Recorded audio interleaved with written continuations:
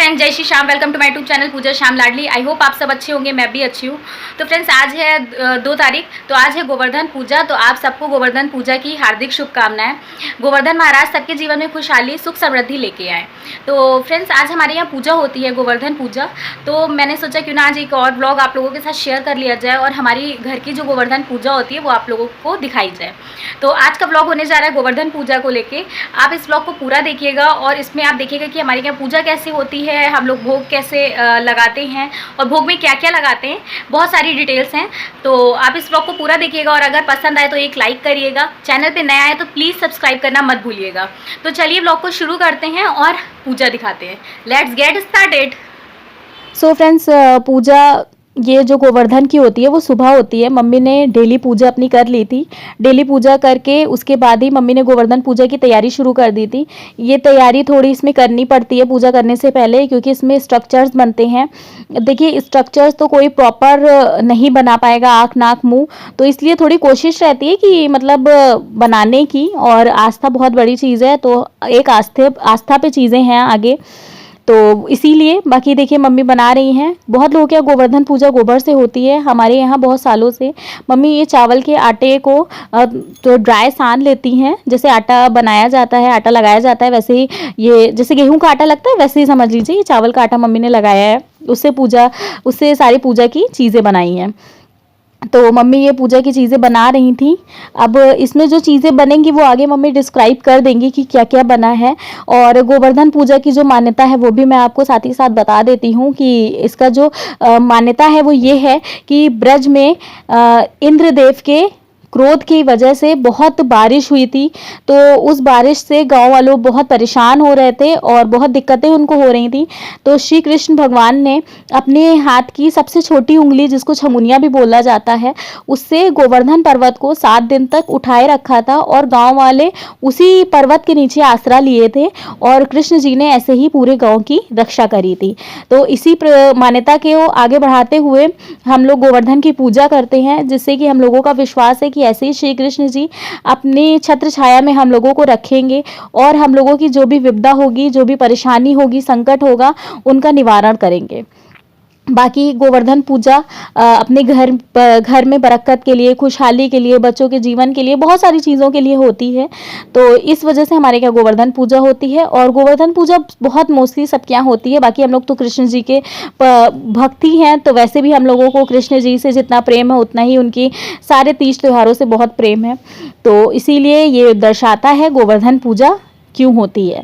तो देखिए, यहाँ पे सब स्ट्रक्चर्स मम्मी के कंप्लीट हो चुके थे। तो ये आपको स्ट्रक्चर्स मम्मी आगे ब्रीफ भी करेंगे कि इन स्ट्रक्चर्स में क्या क्या है और ये स्ट्रक्चर जो है वो क्या सिंबल हैं, वो सिंबल क्या दिखाते हैं और क्या बताते हैं। तो ये सारी मम्मी तैयारी कर रही थी।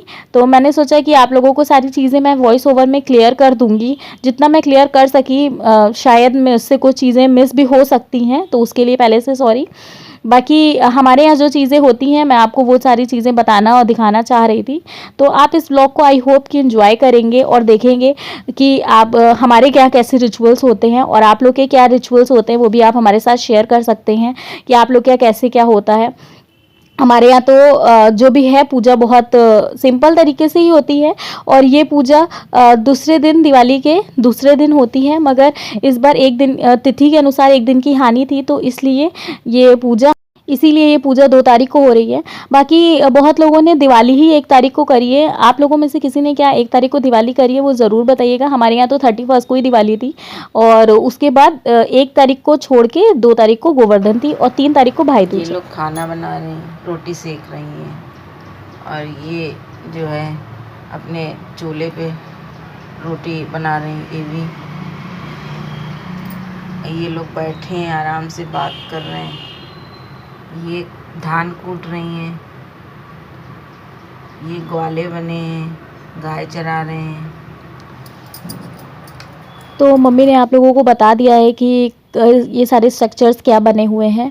मतलब ओवरऑल ये कहने का मतलब है कि ये जितने भी स्ट्रक्चर्स हैं ये सिंबल है गांव का। जैसे गांव में कुछ लोग खेल रहे हैं, जैसे गैया चरा रहे हैं ग्वाल, और औरतें बैठी बातें कर रही हैं, कुछ लोग खाना बना रही हैं, वो सब स्ट्रक्चर्स हैं। ये सब एक नीचे जितनी भी सारी चीज़ें आपको दिख रही हैं ये सब एक गाँव के रूप में बनाई गई हैं।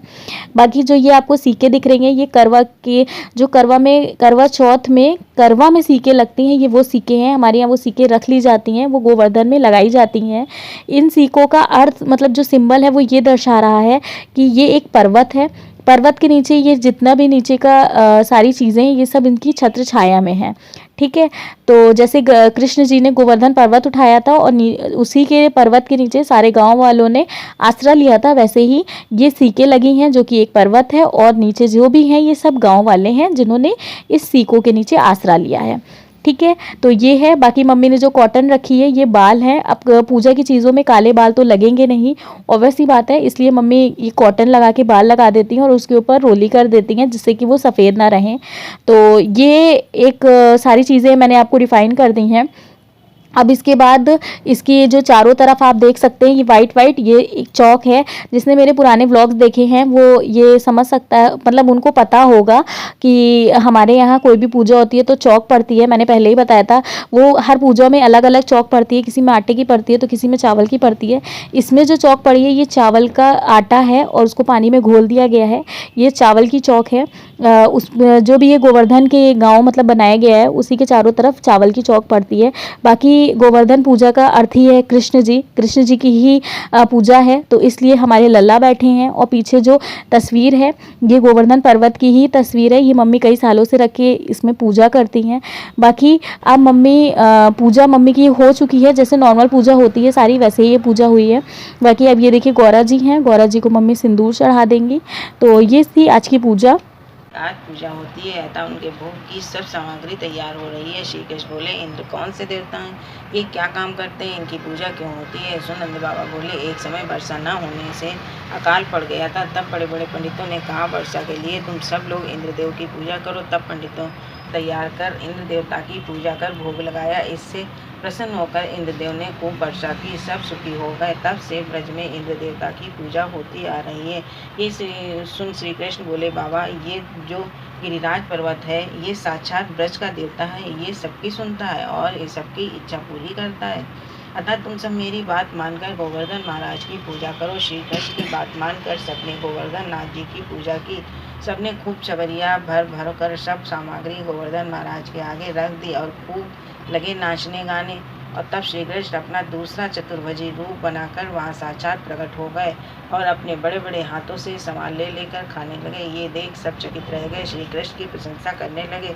अब तो खूब जय जयकार होने लगी। ये देख इंद्र ने कुपित होकर काले पीले बादल बुलाकर कहा, मूसलाधार पानी बरसाकर सारे ब्रज को बहाकर नष्ट कर दो।